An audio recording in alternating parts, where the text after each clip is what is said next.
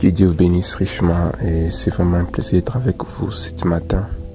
Dieu nous a fait grâce, nous a réveillés et nous avons vraiment eu devant lui l'occasion de venir vous parler de la parole que nous avons commencé ici récemment.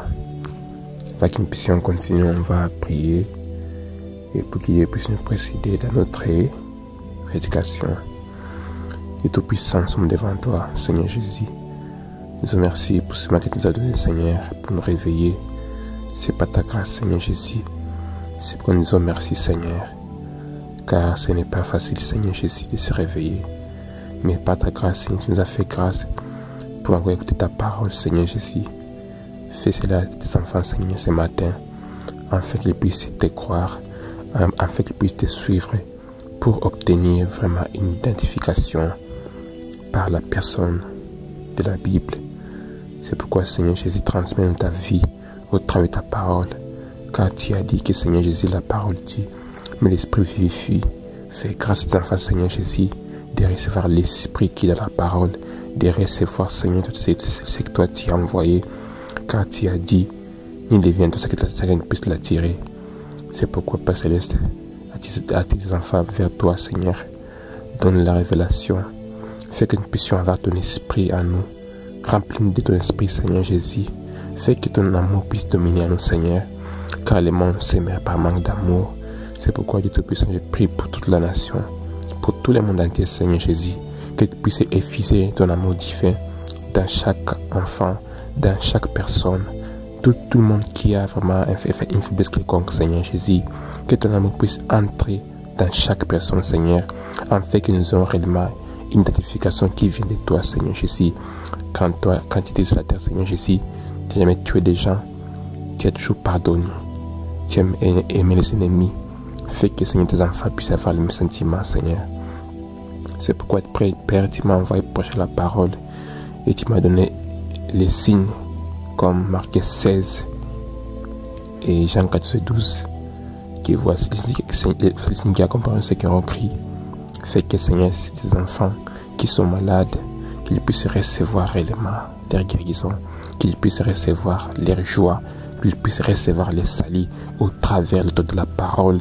Je déclare qu'ils sont libérés par la puissance naturelle qui vient de la parole. Je sais que tu m'as envoyé comme un apôtre. Je le crois que tu vas le faire, Seigneur. C'est pourquoi pardonne les péchés. Tu as dit, c'est à quoi vos péchés seront pardonnés, ils seront pardonnés. C'est pourquoi, Dieu Tout-Puissant, je pardonne les péchés à tous tes enfants, Seigneur, à tous ceux qui leur a grâce de recevoir ces pardons. Je l'accorde cela. Au nom du Seigneur Jésus-Christ, donne ta parole, Seigneur.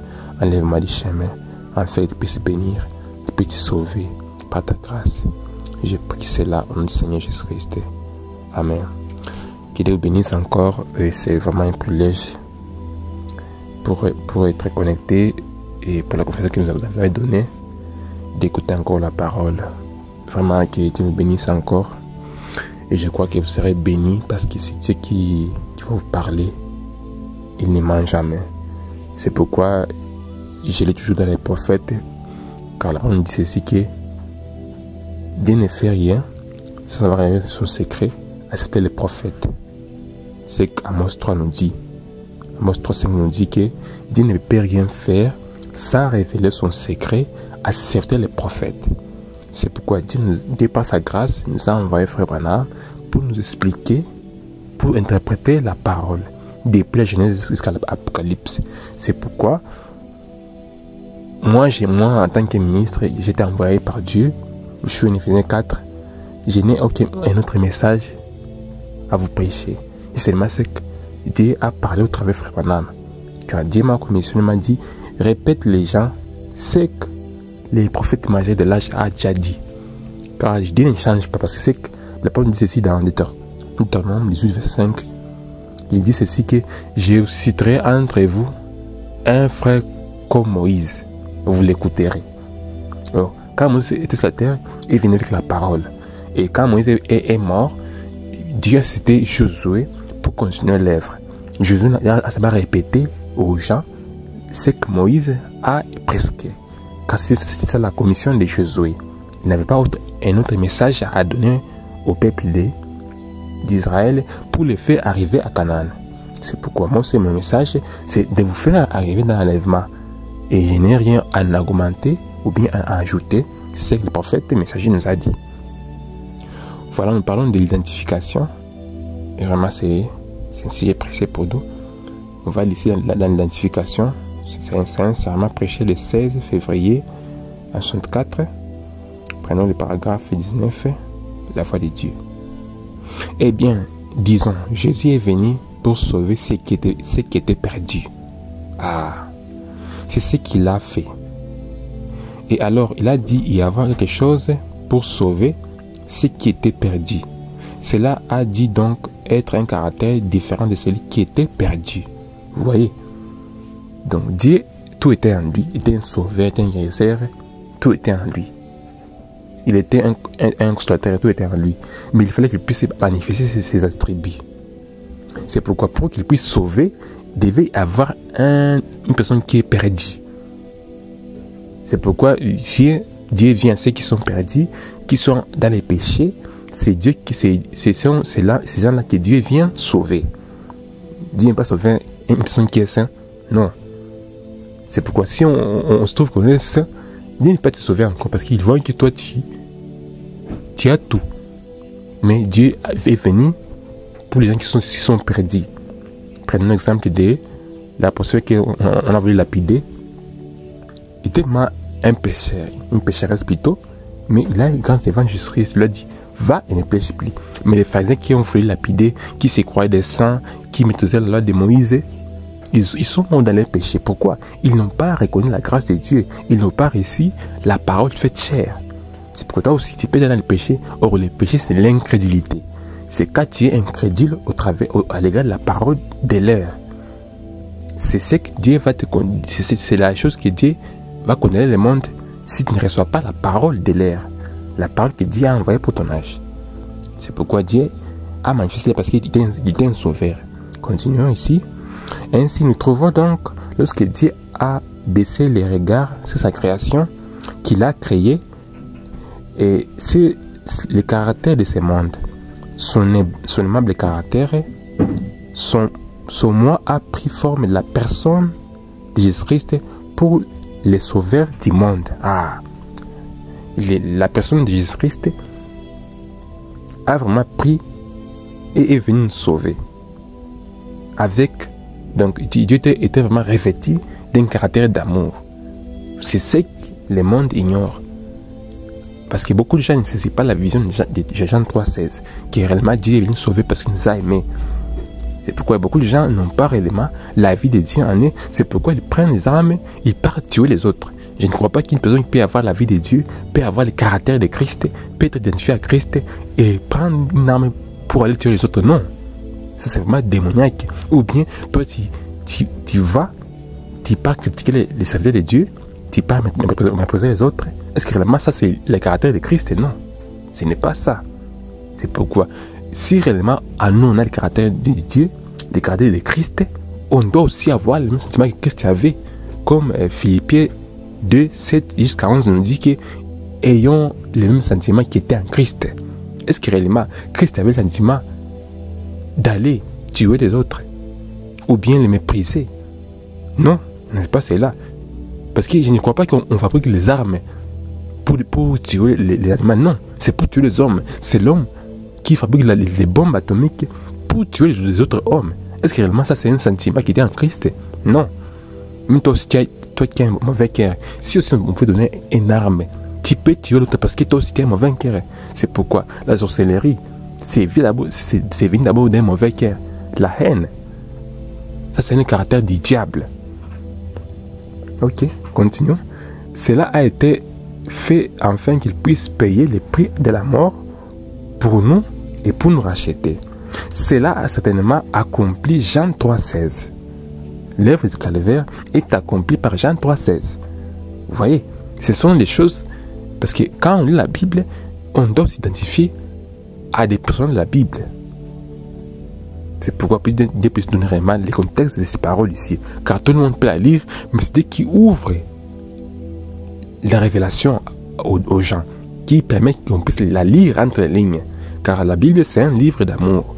Mais c'est écrit aux humbles, aux petits enfants.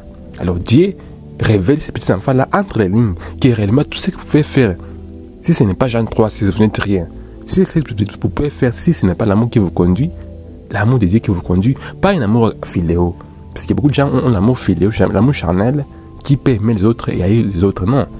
Quand on a l'amour capao, et quand on a la grâce là de lire la Bible entre les lignes, on va aimer tout le monde. Sans des complexes, bien sans des partis pris. Parce qu'il y a des gens qui vraiment qui ont des partis pris dans leur amour et puis ils disent que ça c'est l'amour de Dieu. Donc dans leur idée, sont seulement de moi. Notre église, notre famille, ces choses-là. Est-ce que vraiment ça c'est l'amour de Dieu? Non. On doit aussi avoir le même caractère qui était en Christ. Christ aimait tout le monde. Mais toi tu aimes seulement les gens de ta famille. Est-ce que vraiment toi tu as l'amour de Christ? Non. C'est impossible. Tu n'as pas vraiment réussi la vision de Jean 3,16. Or, c'est ça l'objectif central de la Bible. Donc, tout ceci a été fait. Dieu est monté là au calvaire, il est mort pour nous parce qu'il nous a aimés. Imagine-toi un homme de 33 ans, il est mort au calvaire. Sans même caleçon. Il est mort nu. C'est pour toi. Mais est-ce que toi, tu as déjà réussi vraiment les caractères qui étaient en lui? C'est impossible. Vous voyez, Dieu, pas une autre personne, ne pouvait faire cela, non. C'était Dieu qui pouvait faire cela, qui était prêt de mourir là-bas, qui a vraiment eu la sueur des sang est sortie de son front. Pour nous les pécheurs. Vous voyez, c'était Dieu, pas un homme. Un homme ne peut pas nous sauver. C'est pourquoi on doit aussi avoir le même caractère de Dieu en nous, le même sentiment qui était à Christ. Jésus ne pouvait être une autre personne. Paragraphe 20 ici. Il n'y avait nulle part un autre caractère qui pouvait produire la personne comme Christ en dehors de Dieu lui-même. C'est pourquoi la personne de Dieu lui-même qui a produit Jésus-Christ. Jésus était la parole faite chair qui est venue nous racheter. C'est pourquoi nous aussi, en tant qu'enfants de Dieu, on doit aussi avoir les mêmes caractères qui étaient en Christ. Vous voyez, paragraphe 20 seulement. Eh bien, il n'y avait rien au ciel qui pouvait faire cela. Vous savez, j'ai regardé dans les ciels, et dans les livres là, la Bible, nous trouvons qu'il n'y a personne sur la terre qui était digne de prendre les livres de la rédemption. Il y avait une personne au ciel qui était digne. Personne sur la terre, nulle part, n'était pas capable ni digne de prendre les livres, de rompre les sceaux, ou même de les regarder. Enfin, Jean a pleuré ici.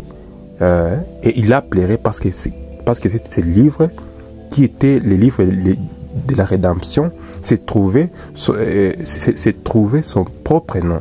Et personne n'était digne. Vous voyez, quand Jean avait vu la vision de celui de Patmos, qu'il avait vu réellement que personne n'était vraiment digne de prendre le livre et d'apposer les sceaux. Or, le livre, c'est le livre de la rédemption qui pouvait vraiment nous dire que Dieu nous a sauvés.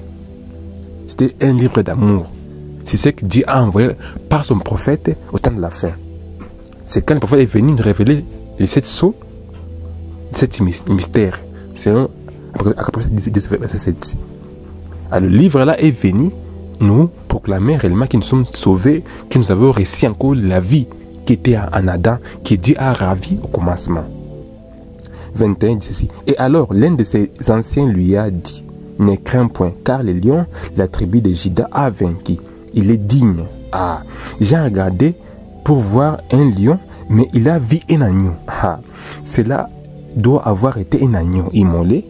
C'était un agneau sanglant. Il a dit qu'il était couvert de sang.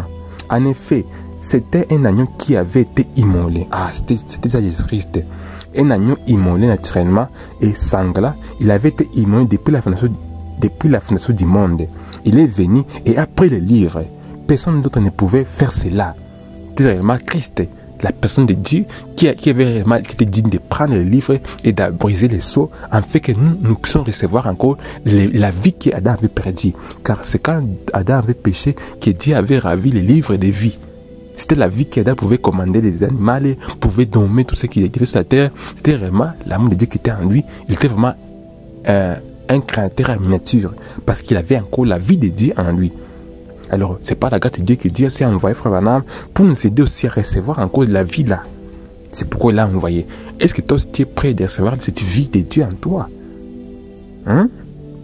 C'est la question qu'il devait te poser maintenant. Est-ce que toi aussi tu es vraiment prêt? Car Dieu ne considère pas ce que toi tu fais. Il considère l'œuvre du calvaire. Dieu est mort pour nous envoyer ce message précieux ici. Et la parole nous a dit que ceci, que les jours, quand les messagers pourront proclamer les messages, tous les messages de Dieu pourront être révélés. Quand les messagers pourront proclamer les messages. Oh, Dieu aussi a déjà envoyé Frère Branham, il a proclamé les messages et Dieu a révélé tous ces mystères. Et le livre a été restauré. Est-ce que tu es prêt aussi pour recevoir le livre? La vie de Dieu en toi, c'est l'amour de Dieu, l'amour divin. C'est ce que le monde avait perdu dans les jardins d'Éden. Et Dieu a promis de ramener cela au temps de la fin. Dieu puisse lui accorder cela, afin que nous puissions avoir les mêmes caractères qui étaient en Christ.